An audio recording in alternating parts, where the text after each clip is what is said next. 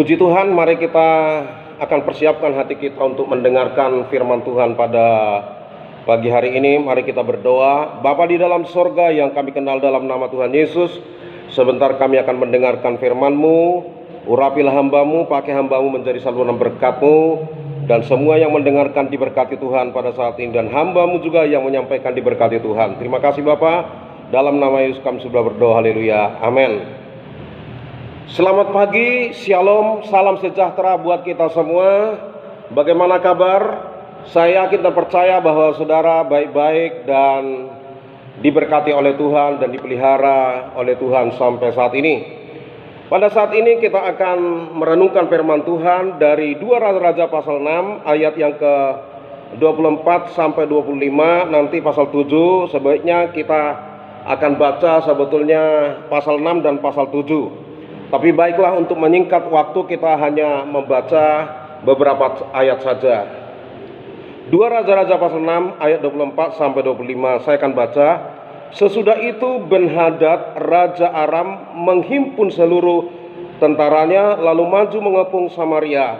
Maka terjadilah kelaparan yang hebat di Samaria selama mereka mengepungnya, sehingga sebuah kepala keledai berharga 80 sikal perak dan seperempat kap tai merpati berharga 5 sikal perak. Amin. Bapak Ibu Saudara, pada pagi hari ini saya akan memberikan tema sikap anak-anak Tuhan di dalam menghadapi kesukaran. Sikap anak-anak Tuhan di dalam menghadapi kesukaran. Bapak Ibu Saudara, Rasul Paulus sudah menyampaikan di dalam 2 Timotius 3 ayat 1 dikatakan bahwa pada hari-hari terakhir akan terjadi masa yang sukar. Dan kita pada saat ini adalah berada di situasi akhir zaman. Bahkan Bapak Ibu Saudara, kita sekarang sedang mengalami namanya kesulitan kesukaran melalui COVID-19 ini. Dunia sedang mengalami masalah, mengalami kesulitan, bahkan sudah banyak yang meninggal dunia oleh karena yaitu COVID-19. Tetapi perlu saya sampaikan Bapak Ibu Saudara, kalau kita melihat di dalam kitab Wahyu pasal 7 ayat 8, di sana dikatakan menjelang hari kedatangan Yesus yang kedua kali atau di akhir zaman ini, Bapak Ibu Saudara, dan meterai yang keempat akan dibuka anak domba Allah. Dan kita melihat di sana di dalam ayat 7 dan ayat 8 dikatakan, sungguh ada seekor kuda hijau kuning, orang yang menungganginya bernama Maut, dan kerajaan maut mengikutinya, dan kepada mereka diberi kuasa atas seperempat penduduk bumi untuk membunuh dengan pedang, kelaparan, dan sampar, dan binatang-binatang buas yang ada di bumi.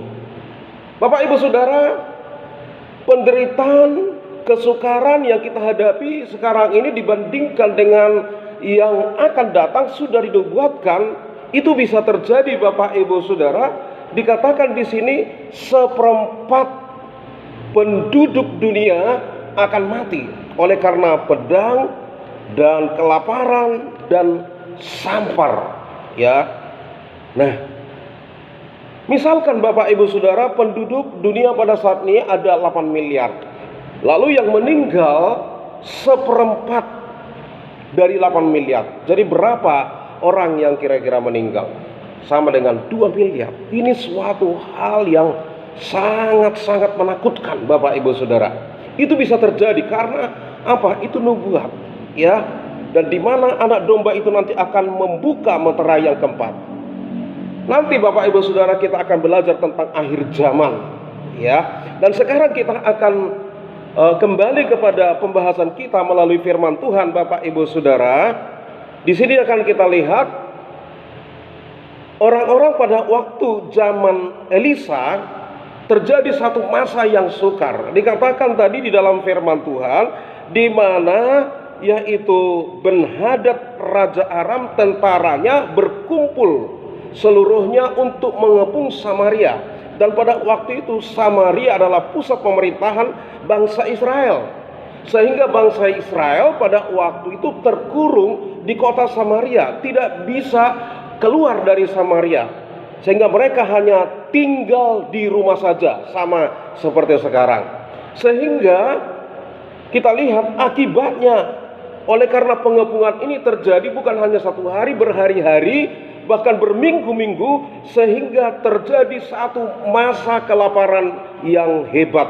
Dikatakan tadi ayat yang ke-24 dan 25 dikatakan ada suatu kelaparan yang hebat yang mengakibatkan, dikatakan di sini ya, ayat yang ke-25 dikatakan ya, kepala keledai saja berharga menjadi 80 sikal, dan seperempat kap tai merpati jadi berharga 5 sikal ya. Tai merpati saja jadi berharga pada waktu itu ya. Nah, misalkan Bapak Saudara, pada waktu itu harga kepala keledai anggaplah 50.000, tapi pada saat itu menjadi 500.000 ya. Dan tai merpati tidak ada berharga, tetapi di sini jadi berharga. Untuk apa?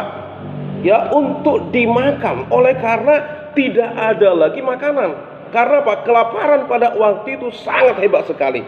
Nah, dengan keadaannya kesukaran-kesukaran yang terjadi pada waktu itu, Bapak Ibu Saudara, kalau boleh saya katakan, di mana bangsa Israel masyarakatnya di lockdown. Mereka tinggal di rumah saja. Sama seperti keadaan yang sekarang ya, kita mengalami satu masa kesukaran. Nah, kita lihat Bapak Ibu Saudara, ada dari pembacaan firman Tuhan pada saat ini ada 5 sikap tokoh di dalam Raja-Raja pasal yang ke-6 dan yang ke-7 ini. Kita melihat yang pertama, di saat menghadapi kesukaran ini, kita melihat yang pertama adalah Raja Israel. Pada waktu menghadapi yaitu kesukaran ini, Bapak Ibu Saudara, di mana Raja Israel menghadapi masalah ini dengan sikap yang bagaimana. Coba kita lihat di dalam ayat 33 dari pasal yang ke-6. Saya akan baca. Selagi ia berbicara dengan mereka, datanglah raja mendapatkan dia.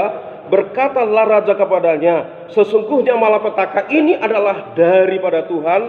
Mengapakah aku berharap kepada Tuhan lagi? Ya, dia menuduh Tuhan.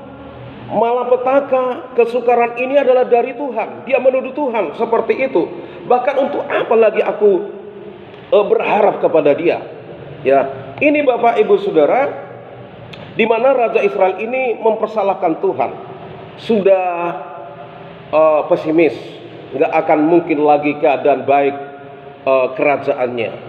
Ya, nah Bapak Ibu Saudara, yang kedua kita lihat adalah seorang ibu yang pada waktu menghadapi satu kesukaran, sehingga dikatakan terjadi kelaparan yang hebat, sehingga seorang ibu ini datang kepada ibu yang lain yang punya anak dan kebetulan juga punya anak. Lalu kita lihat Bapak Ibu Saudara, di dalam pasal 6 ayat 28 sampai 29, coba kita melihat. Kemudian bertanyalah raja kepadanya, ada apa? Jawab perempuan itu. Perempuan ini berkata kepadaku, berilah anakmu laki-laki supaya kita makan dia pada hari ini, dan besok akan kita makan anakmu laki-laki. Jadi kami memasak anakku dan memakan dia. Tetapi ketika aku berkata kepadanya, pada hari berikutnya berilah anakmu supaya kita makan dia, maka perempuan ini menyembunyikan anaknya. Kita lihat Bapak Ibu Saudara, akibat daripada kelaparan pada waktu itu, sehingga ibu ini mengatakan kepada ibu yang lain, mari kita masak anak saya hari ini untuk kita makan, lalu besok anakmu kita akan makan. Akhirnya mereka sepakat dan anaknya dimakan. Ya, ini suatu hal yang sangat mengerikan. Ini menunjukkan di mana seorang ibu sudah kehilangan kasih oleh gara-gara perut, oleh gara-gara kebutuhan. Ya, Bapak Ibu Saudara yang dikasihi Tuhan, kita melihat seorang ibu ini pada waktu menghadapi satu kesukaran, dia salah jalan, ya. Nah, kita lihat lagi Bapak Ibu Saudara, yang ketiga adalah ajudan raja. Nah, ajudan raja ini kita melihat di dalam pasal yang ke-7 ayat 1 sampai 2, 2 Raja-Raja pasal 7 ayat 1 sampai ayat 2, kita akan baca. Lalu berkatalah Elisa, dengarkanlah firman Tuhan, beginilah firman Tuhan, besok kira-kira waktu ini sesukat tepung yang terbaik akan berharga sesikal, dan 2 sukat jelai akan berharga sesikal di pintu gerbang Samaria. Tetapi perwira yang menjadi ajudan raja menjawab abdi Allah, katanya, sekalipun Tuhan membuka tingkap-tingkap langit, masakan hal itu mungkin terjadi? Jawab abdi Allah, sesungguhnya engkau akan melihatnya dengan matamu sendiri, tetapi tidak akan makan apa-apa daripadanya. Kita melihat seorang abdi Allah yang bernama Elisa menyampaikan bahwa besok sama seperti hari ini, bahwa dikatakan tepung yang terbaik akan berharga sesikal, artinya jadi murah, ya. Gandum juga jadi murah harganya. Kenapa murah harganya? Oleh karena Tuhan memberikan berkat kepada mereka. Tetapi kita melihat bahwa ajudan raja ini tidak percaya, nggak mungkin bisa terjadi. Dikatakan sekalipun Tuhan membuka tingkap-tingkap langit, tidak akan mungkin itu bisa terjadi. Jadi tidak percaya kepada firman Allah, apa yang disampaikan oleh itu Nabi Elisa. Bapak Ibu Saudara yang dikasihi Tuhan, ajudan raja ini menunjukkan ketidakpercayaan mujizat daripada Allah, ya, dan tidak percaya kepada janji Allah, kepada firman Allah. Di saat-saat menghadapi satu kesukaran ini, apakah kita masih percaya janji Tuhan? Apakah kita masih percaya Tuhan masih memelihara kehidupan kita, memberkati kita kehidupan kita pada saat-saat ini? Kita lihat sudah banyak orang yang mengalami masalah khususnya ekonomi pada saat ini, banyak ngeluh, banyak yang dikeluarkan dari mana pekerjaannya, di PHK, dirumahkan, bahkan berhenti pada saat ini oleh karena situasi yang terjadi melalui COVID-19 ini, Bapak Ibu Saudara, ya. Nah, ini menjadi satu imbas di masyarakat, Bapak Ibu Saudara, sehingga terjadi masa kesukaran. Dan pada waktu itu juga dikatakan di kota Samaria terjadi satu masa yang kesukaran, bahkan terjadi kelaparan yang hebat, bahkan sampai mereka memakan anaknya sendiri untuk bisa makan, ya.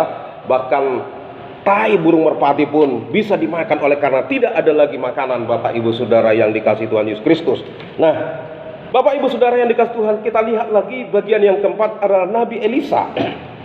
Kita lihat sikap Nabi Elisa di dalam 2 Raja-Raja pasal 6 ayat 32. Ya. Ayat 32 berkata demikian, adapun Elisa duduk-duduk di rumahnya dan para tua-tua duduk bersama-sama dia, raja menyuruh seorang berjalan mendahulunya, tetapi sebelum suruhan itu sampai kepada Elisa, Elisa sudah berkata kepada para tua-tua itu, tahukah kamu bahwa si pembunuh itu menyuruh orang untuk memenggal kepalaku? Awas-awaslah, apabila suruhan itu datang, segeralah tutup pintu dan tahanlah dia supaya orang itu jangan masuk. Bukankah sudah kedengaran bunyi langkah tuannya di belakangnya? Kita lihat di sini, Bapak Ibu Saudara, Nabi Elisa dengan satu rombongan tua-tua, justru mereka duduk-duduk menantikan, yaitu janji Tuhan, menantikan pertolongan Tuhan. Kalau boleh saya katakan, mereka duduk di rumah untuk mencari Tuhan. Kesempatan pada waktu lockdown, ya, mereka tinggal di rumah saja, bukan nganggur, ya, tetapi di situ mereka mencari Tuhan. Saya yakin dan percaya Elisa dengan yaitu tua-tua ini sedang mencari Tuhan, menunggu jawaban daripada Tuhan apa yang terjadi pada saat ini. Bukankah saat ini kita menghadapi hal yang sama, di mana pada saat ini satu istilah yang disebutkan tinggal di rumah saja. Kalau kita mau aman, mau sehat, mau terhindar dari COVID-19, dikatakan tinggal di rumah saja. Nah, kesempatan kita tinggal di rumah, Bapak Ibu Saudara, bukan hanya sekedar mendengarkan berita-berita dari TV, WhatsApp, dan yang lain-lain, tetapi ini kesempatan bagi kita untuk menantikan Tuhan. Seperti khotbah saya minggu yang lalu, untuk kita memiliki ketenangan hidup, cari Tuhan, dekatkan diri kepada Tuhan. Justru di dalam waktu yang seperti ini, kita banyak waktu kita di rumah untuk bergaul dengan keluarga, suami istri, dengan anak-anak. Kita banyak membaca firman Tuhan, banyak menyembah Tuhan dan memuji Tuhan. Bapak Ibu Saudara yang dikasih Tuhan, kalau kita mendekatkan diri kepada Tuhan, saya yakin dan percaya Tuhan akan membedakan kita. Tuhan akan pelihara kehidupan kita dari situasi yang sulit ini, Bapak Ibu Saudara. Nah, lalu kita melihat lagi yang kelima adalah di saat menghadapi masa kesukaran di kota Samaria ini, ada 4 orang kusta berada di luar pintu gerbang. Pasal 7, 2 Raja-Raja pasal 7 ayat 3 sampai 4. Ya, kita melihat di sana. Saya akan baca 2 Raja-Raja pasal yang ke-7 ayat 3 sampai 4. 4 orang yang sakit kusta ada di depan pintu gerbang. Berkatalah yang seorang kepada yang lain, mengapakah kita duduk-duduk di sini sampai mati? Jika kita berkata, baiklah kita masuk ke kota, padahal di dalam kota ada kelaparan, kita akan mati di sana.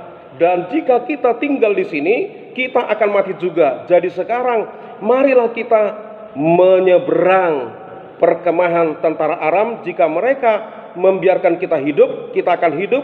Dan jika mereka membiarkan kita mati, maka kita akan mati. Tapi kita melihat, Bapak Ibu Saudara, orang-orang kusta yang berada di luar pintu gerbang ini, pada waktu melihat situasi yang sulit, Bapak Ibu Saudara, masih ada secercah harapan untuk mereka untuk hidup.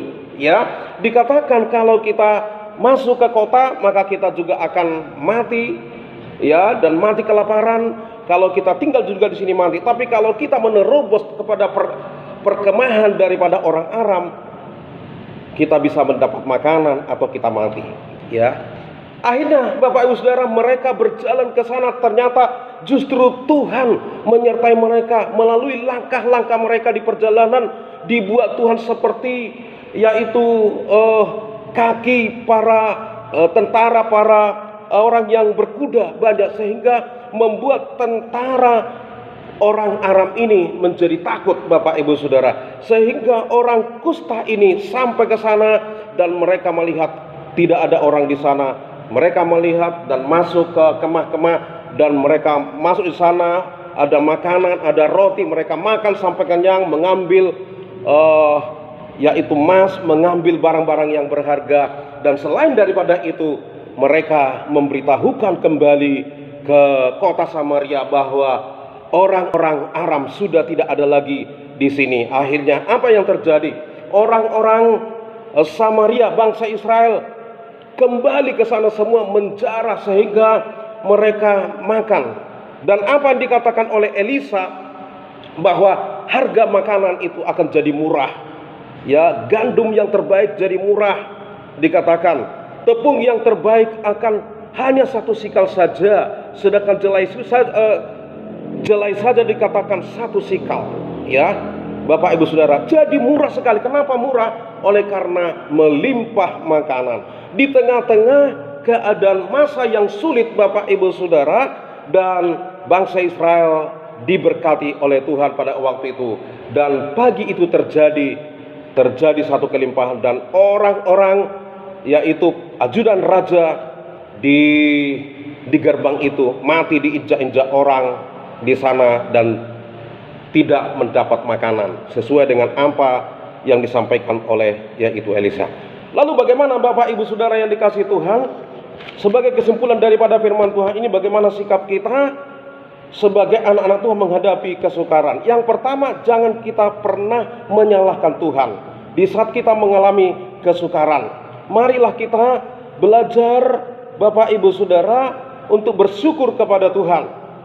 Lalu yang kedua, jangan sampai kita kehilangan kasih di saat kita menghadapi satu kesukaran. Jangan sampai kita salah jalan di saat kita mengalami kesulitan. Jangan sampai salah kita tindakan untuk melakukan sesuatu untuk mencukupi kebutuhan kita. Lalu yang ketiga, tetaplah kita percaya kepada Tuhan. Di dalam situasi yang sulit tetap percaya kepada Tuhan. Lalu yang keempat, belajarlah kita menantikan Tuhan. Carilah Tuhan. Di saat kita mencari Tuhan, maka Tuhan akan memberkati kehidupan kita, menolong kehidupan kita. Dan yang kelima, bertindaklah dengan iman.